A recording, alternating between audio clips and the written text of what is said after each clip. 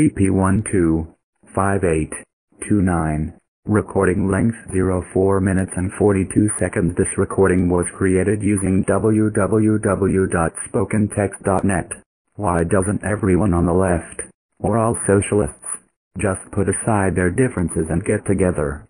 There are many organizations in the US that view themselves as socialist or communist, or based in some way on Marxism.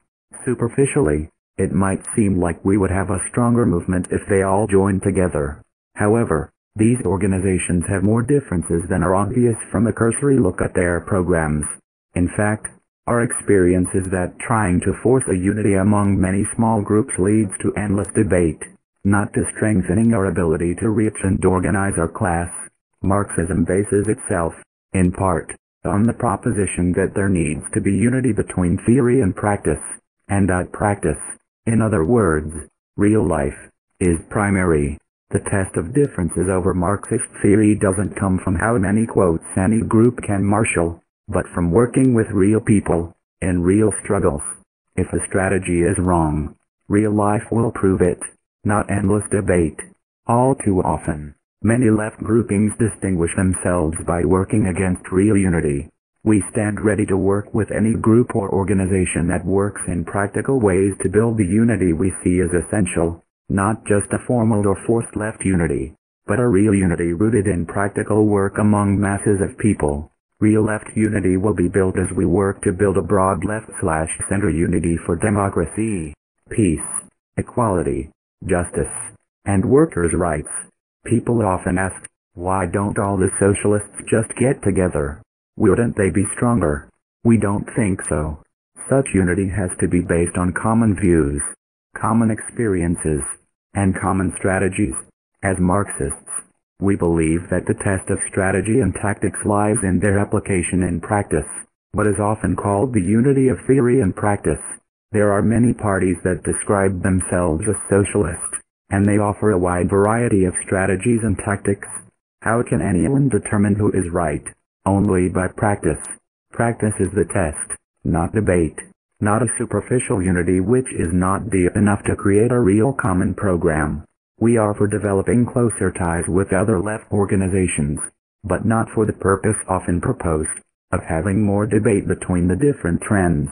Common experiences and action will help us all sort out which strategies most closely match the needs of the struggle.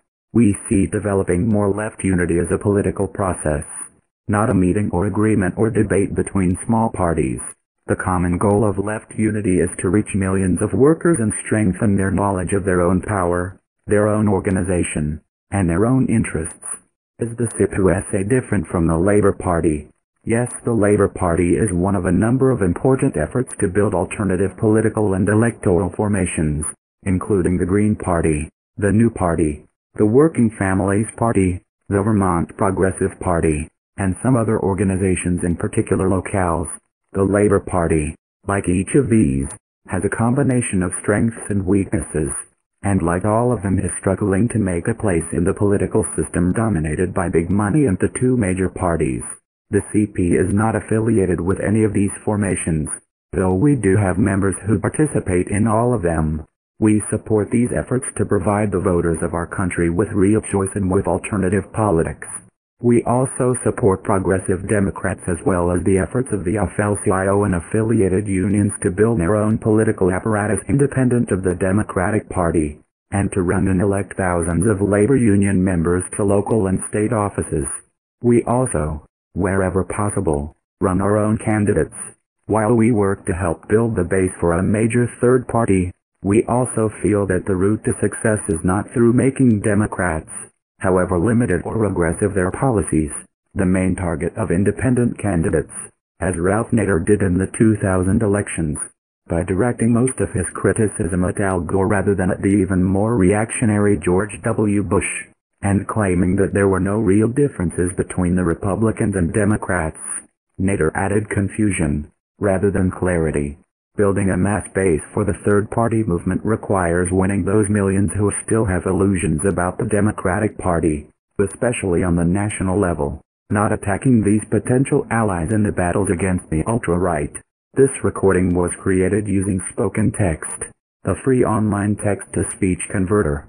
To learn more about spoken text, visit www.spokentext.net.